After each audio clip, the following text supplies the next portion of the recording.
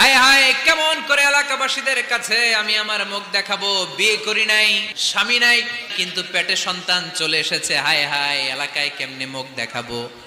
লজ্জায় পড়ে মারিয়াম আলাইহিস সালাম এলাকা থেকে চলে গেলেন। কি অবাক করে কাণ্ড!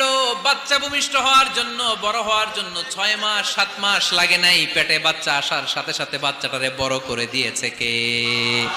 মারিয়াম আলাইহিস সালাম এবার বসে পড়লেন, বুঝতে আরম্ভ করলেন প্রেগন্যান্সির পেইন উঠেছে। হঠাৎ করে পেট থেকে বাচ্চা ভূমিষ্ঠ হয়ে যাওয়ার পরে উনি কাঁপতে আরম্ভ করলেন। ক্ষুধার চোটে খাবার কিছু নাই, সামনে ঝর্ণা, উপরে একটা খেজুর গাছ।